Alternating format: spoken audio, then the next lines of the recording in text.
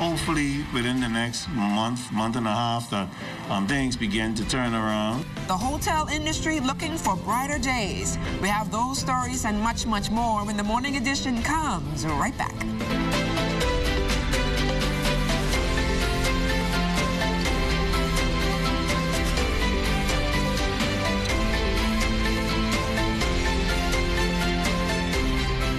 First, it's more than just our name, more than just our achievements. It's our nature, and it's where we put our customers. At Bahamas First, we've refreshed our look, but our nature remains the same. We design insurance solutions that protect our customers from life's uncertainties, whatever they may be. We equip you for the future so that you can recover stronger. Bahamas First, what's first for you comes first for us.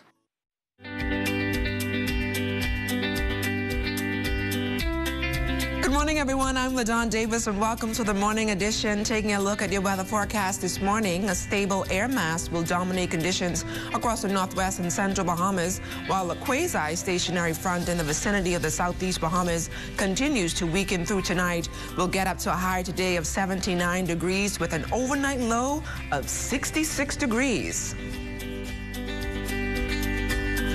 Let's take you out to our streets this morning, where our Charles Fisher and the morning traffic team is standing by with your Thursday morning traffic. The traffic report is sponsored by Bahamas First.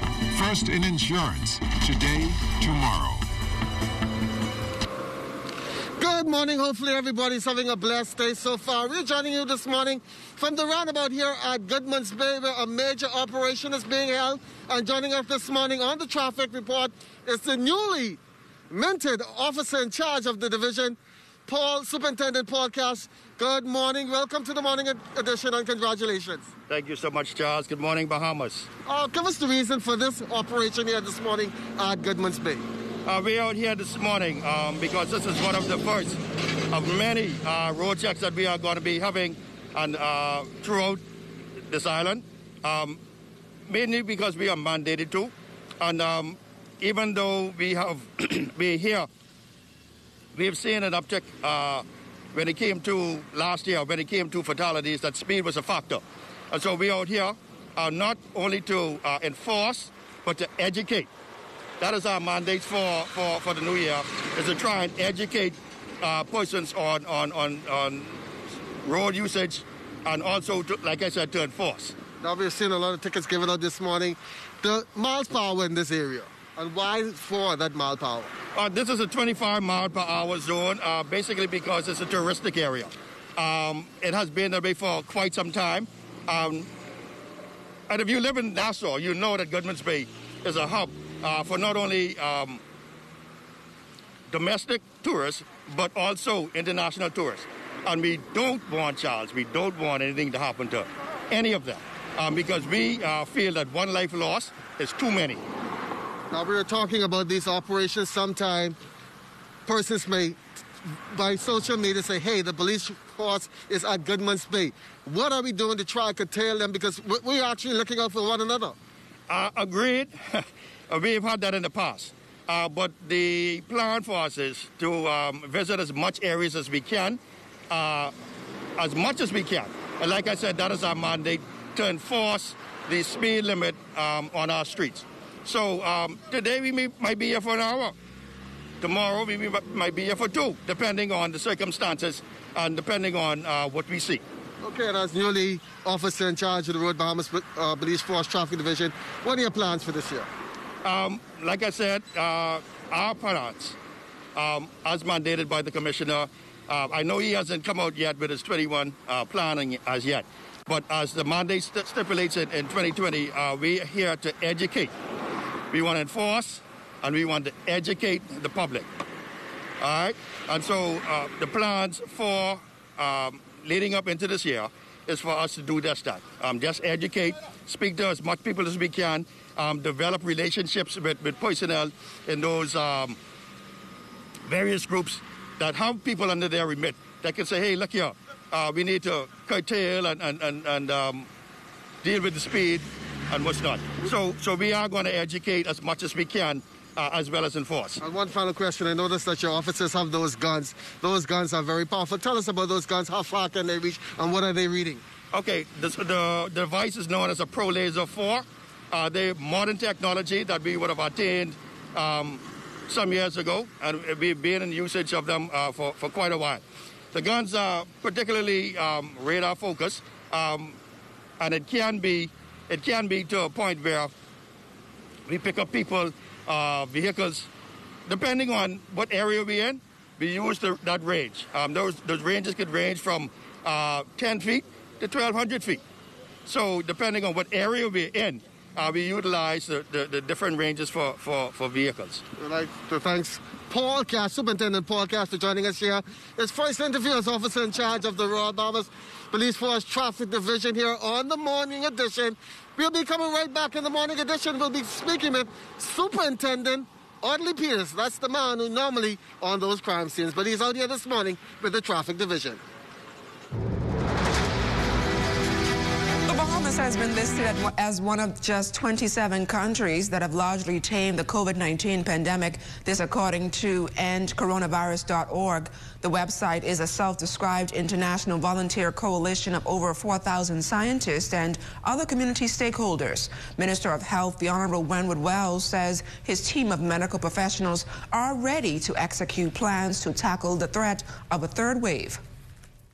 We've expanded the amount of doctors that we have. We hired 32 new doctors last year during the second wave. We expanded our bed capacity in country down from, I think it was maybe about 30 beds for COVID to up to the potential for about 130 beds throughout the entire Bahamas, mainly in Grand Bahama and here in New Providence, to be able to deal with COVID-19. And we have worked very hard to ensure that the health protocols would be observed. We've put a COVID enforcement unit in place, and so the government of the Bahamas, the Prime Minister, the competent authority, made some decisions as to what protocols we would put in place to help us bring the numbers down for COVID, but also to stave off any potential third wave. Meanwhile, members of the Consultants and Physicians Association also encouraging Bahamians to embrace themselves for a third wave threat. Statistics reveal that 400,000 Americans have died from the coronavirus in the United States, and so far those numbers are steadily growing. President of the Consultants and Physicians Staff Association, Sabrika Pinder, says Bahamians traveling to the United States daily and must continue to practice safety protocols. When we find that large numbers of persons are losing their lives from COVID-19, whether it's in the Bahamas or in other countries, that is something that's concerning. But in particular, when we know that it's in our neighboring country of the United States, where we have Bahamian residents living, traveling to and fro, as well as tourists from the United States coming into our country, we know that this should be a concern for us, because at this moment, even though our numbers appear to be low, we know that most countries have and are now experiencing a surge with COVID-19.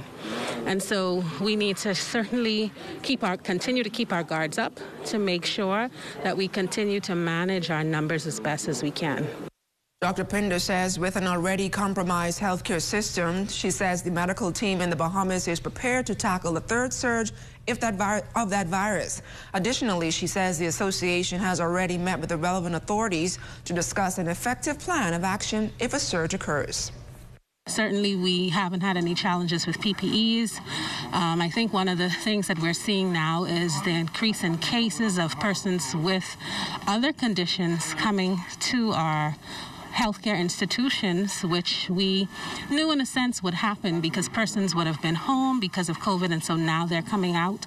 And so we've been seeing a lot of those cases. And so certainly that with a COVID surge would not necessarily be a good thing for our healthcare system that's already starting to have increases of cases. 7 new cases of COVID-19 reported in the Ministry of Health's latest release. 5 here in New Providence and 2 other locations are pending. That brings the total number of cases in the Bahamas to 8,075.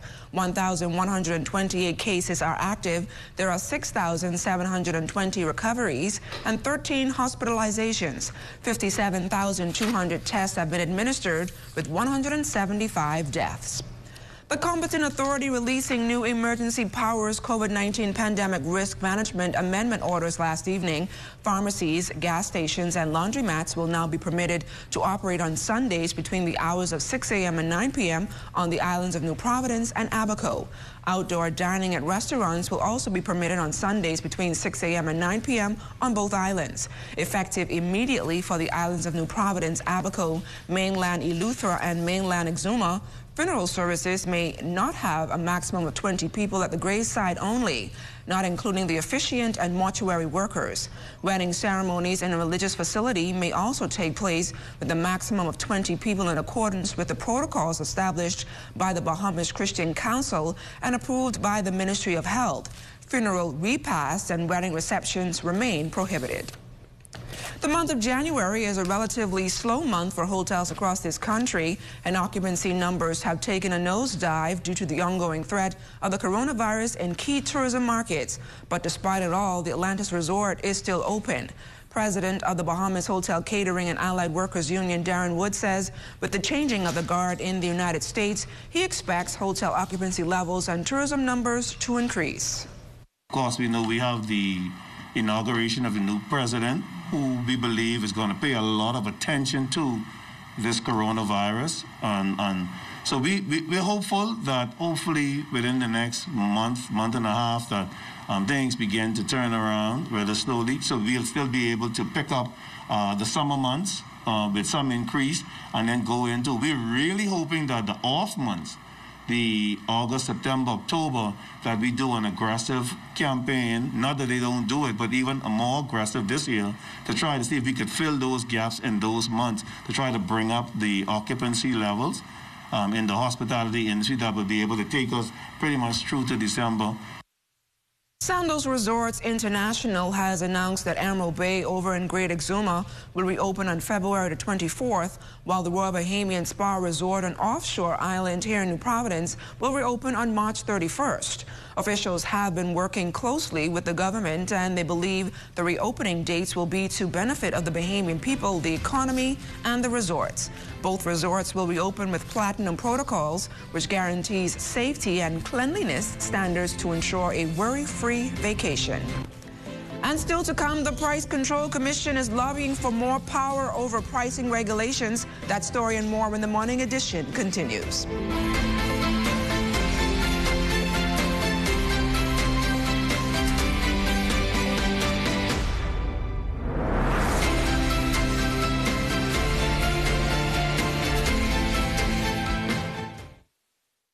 Everything is changing, and your favorite hardware and home improvement store is getting with the program. We Buy You Sell is rolling out its new online shopping feature. If you go to our website, wbusbahamas.com, it's a quick and easy 3-step process. Step 1, browse the gallery and select your item. Step 2, add to cart. And Step 3, check out. Go to our website, wbusbahamas.com, to shop with us today. That's why we got the... Welcome back. Well, Charles Fisher is very busy on our streets this morning. He's now standing by live with the police press liaison officer to get an update on road rage. Good morning. Good morning. We're still here at Goodman's Bay, where the Royal Bahamas Police Force Traffic Division is having a major operation. Motorists are speeding up and down here, and we're now joined by Superintendent Ollie Peters. He's normally on the crime scene, but he's out here this morning lending his support to the Traffic Division. And Peters, a busy morning here. It certainly is, Fisher. It's certainly a busy morning. It's our intention this morning to educate the public on the road use, as well as inform them of the uptick of road rage and altercations after accidents. We've noticed that lately that there have been a number of persons after accidents involved in altercations, and in some instances where individuals have resulted in injuries. There's no need to have an altercation following an accident. An accident is simply that, an accident. In the Bahamas, we have processes that individuals would go through. Simply contact the police, and the police will come in and investigate your matter. However, we've noticed that because for whatever reasons there are, individuals leave the scenes as a result of these accidents, and there are persons who follow the persons who would have left the scene and we found out that the persons end up injured, and so we're discouraging persons from in being involved in these accidents. If a person would have left the scene, you're encouraged to simply go to a police station and report the matter. Where possible, get some information from the vehicle, and that information is stored in a database where we, the police department, can find out who owns that vehicle and find that individual, interview both of you, and put the matter before the court. And it is an offense to leave the scene of an accident. A simple traffic accident, you may be in the right, but if road rage happens, you may be more something higher. Certainly, you may be in the right, but if you're found guilty of assaulting an individual, you could end up with a police record, and that stains your life and career possibly for a long time. And so, exercise courtesy to one another. It's an accident is simply an accident. Now you're telling us that these stops and police roadblocks are going to be common coming up, and most people are in favor of them. Definitely, they're going to be common because we want to educate the public to decrease the fatal accidents that we would have had last year. As you'd be aware that we had some 55 fatal accidents, and we want to decrease that this year. The only way that could be done is to have educated road users who are courteous towards one another and exercise the due care and attention while they're traversing the streets of the country. So I'm going to warn persons once again, if you are in this Cable Beach area, passing the Goodman's Bay, please drive so with extreme caution and care. 25 miles per hour is the average. Don't come in here doing 60 and 70 like we've seen some persons doing this morning, and then when you pull them on the side, they're like, why? What did I do? Certainly, it is common knowledge that the Cable Beach area is a 25 miles per hour zone. And the reason for that is this is a touristic area. Earlier, it was normally a highly pedestrian traffic area, and the government of the day decided to reduce the speed in this area. And so we encourage motorists to exercise and drive within the limits of the speed that is designated for the Cable Beach area. I'd like to congratulate the police on the great job they are doing out here this morning. Audley Peters, Superintendent Audley Peters, and Paul Cash for joining us on the morning edition. That's going to do it here from Goodman's Bay. But once again, please drive with extreme caution and care throughout the streets of New Providence today, and also on the Family Islands, Grand Bahama, Abaco, Exuma, New Providence, Eleuthera, wherever you may be. The life you save may be your very own. From the courts, alleged child abductor 35-year-old Latario Clark of Misty Gardens was brought before Assistant Chief Magistrate Shabusala Swain on Wednesday, answering charges of sexual assault of 7 girls. It is alleged that Clark abducted a 14-year-old from a Super Value food store on Nassau Street on January 9th of this year. He's also accused of raping a 17-year-old on June 4th, 2020, a 16-year-old on June 20th, 2020, and a 17-year-old on January 9th of this year. It was also said that he unlawfully had sexual intercourse with a 14-year-old on May 6, 2020, and 2 15-year-olds on August 22nd and November 22nd. Clark did not have legal counsel on hand. Bail was denied, and the matter has been fast-tracked to the Supreme Court on a voluntary bill of indictment for April 7th of this year. Joe Biden is officially the 46th President of the United States as he took the oath of office on Inauguration Day along with Vice President Kamala Harris. Ambassador to the U.S., His Excellency Sidney Colley, attended the scaled-down ceremony in Washington, D.C. His message of unity to those who voted for him and those who didn't vote for him also is a positive note and holds hope for the division, the partisan division in the Congress, the Senate, and the House of Representatives.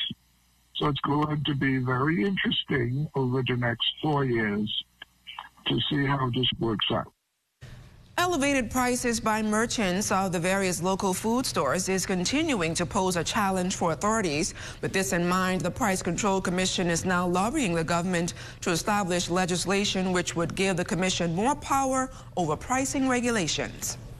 The commission has adopted a resolution, an official resolution that will be submitted to Cabinet for government to give the Price Commission more total control, more teeth in governance so that we can deal with these merchants who are continually overpricing.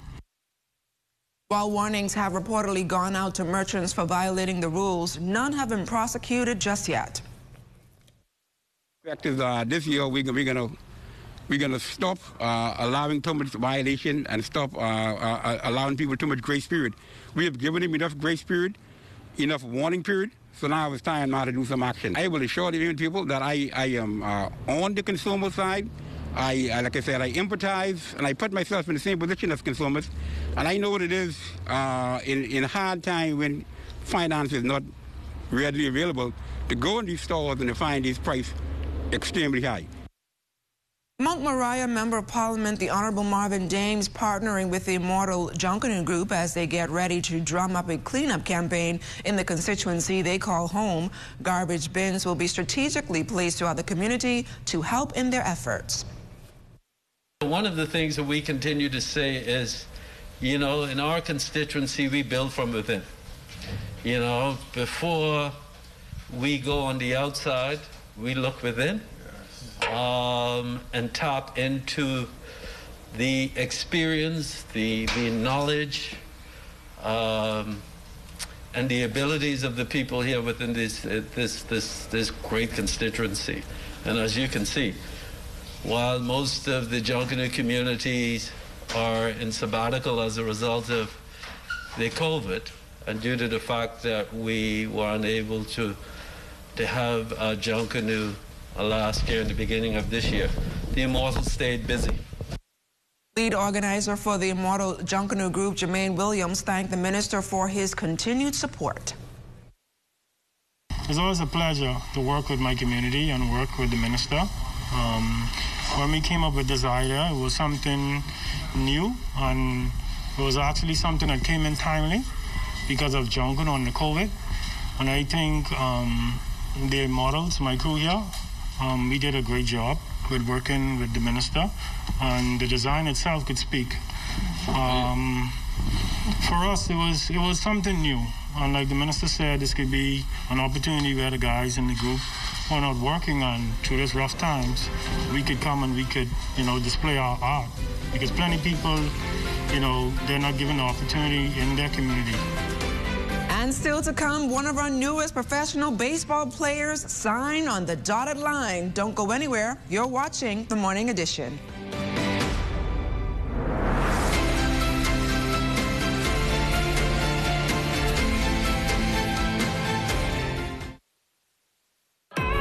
Love is in the air everywhere.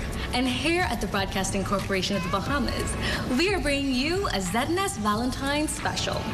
My Blind Valentine follows the story of two individuals who test their dating skills on a blind date and possibly find their one true love. Viewers will also be eligible for prizes. All you have to do is send a photo of you and your Valentine to webproduction@znsbahamas.com, saying why you love that person, and one winner will be announced at the end of each show.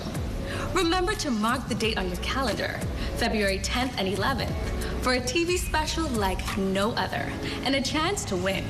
My Blind Valentine. Love is in the air with ZNS and the Broadcasting Corporation of the Bahamas.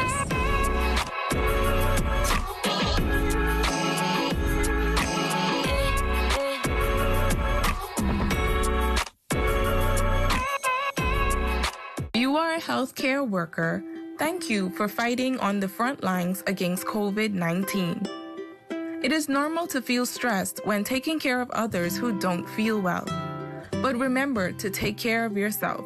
Don't forget to rest between shifts, eat healthy meals, engage in physical activity, and stay connected to family and friends. Avoid harmful coping strategies like drinking alcohol. For managers of healthcare workers, the same tips apply to you. Here's how you can help. Consistently give updates. Rotate staff between high and low stress level functions. Encourage work breaks and ensure that they know where they can find help. We are here for you.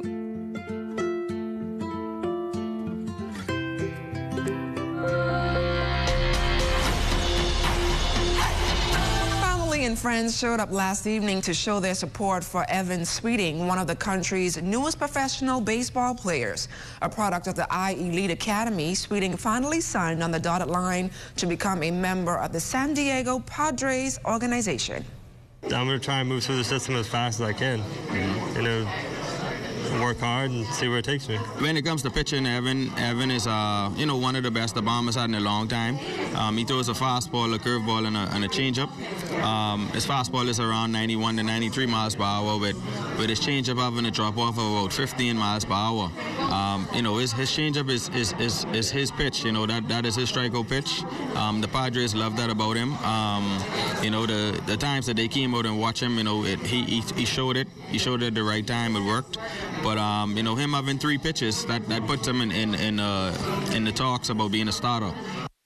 A big game in the NBA last evening for Phoenix Suns big man DeAndre Ayton. He had a game high of 26 points to go along with 17 rebounds as the Suns beat the Houston Rockets 109-103 at 8-5 on the season. The Suns play again tomorrow night against the Denver Nuggets. A rough outing last evening for Buddy Hield and the Sacramento Kings. They lost big 115-95 to the Los Angeles Clippers. Buddy had 13 points. The King also play tomorrow night against the New York Knicks. From the college basketball season last night, Edriel Martinborough had 18 points, and the Evangel University Crusaders needed all of them as they held off Missouri Valley 71-70. The Crusaders are now off until next Monday. The Tabor College Blue Jays also in action last night. They went down 93-79 to Ottawa. Mark Emanuel had 4 points and 6 rebounds. The Blue Jays play again on Saturday evening. A bit of history made yesterday in the college swimming season. Isaac Bastien and the 16th-ranked Florida State Seminoles won over the 22nd-ranked Auburn Tigers 180-120 to remain unbeaten on the season. The victory was also the first over in Auburn in program history, snapping an 18-meet losing streak that began in 1975. This was the Noles' first win over a ranked opponent since 2017. Bastien did his job. However, he won the 100-yard breaststroke in 54.56 seconds. He also won the 200-yard breaststroke, swimming 2 minutes, 0.3 seconds. Florida State is out again on next Wednesday. And that's a wrap for us this morning. For the entire team, I'm LaDon Davis. Make it a great day, everyone.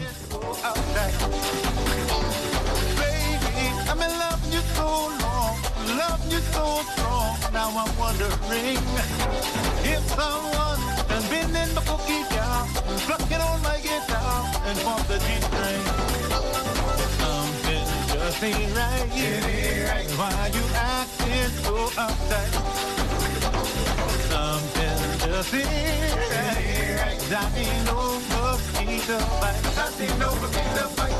She gone out to a party last night. She come back with a big kicking fight. She said, mosquito do that. One of the most important questions that you could ever ask is why. Somebody wants you to join the gang? Why? Somebody wants you to use dope? Why? Somebody wants you to go on a move with them? Why? I've met so many people that messed up their future by not asking that question. People are now blind, confined to wheelchairs in prison, and even dead because they failed to ask the question, why? I mean, it's your future. Shouldn't you at least know why you mess it up? But let me ask you a question. Why would you choose to mess up our nation's #1 industry, tourism? Why would you choose to mess up a future for your little brother, your little sister, or even your own little children by promoting gangs? I'm Carlos Reed, asking you to create the kind of future that you want to see by choosing to ask the question, why?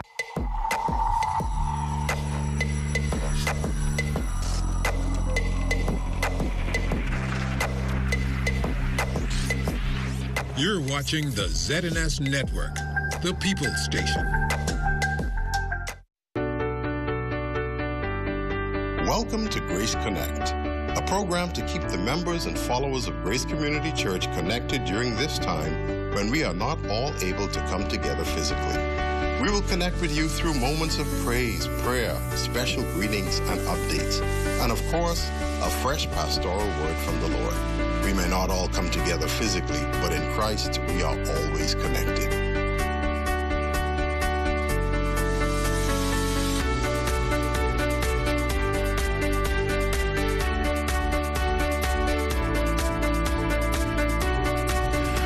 Greetings to you as we begin another program today in Grace's Restart program. We're so happy you can join us today. Once again, I have with me in the studio, I said last week, Andrew Percival Knowles.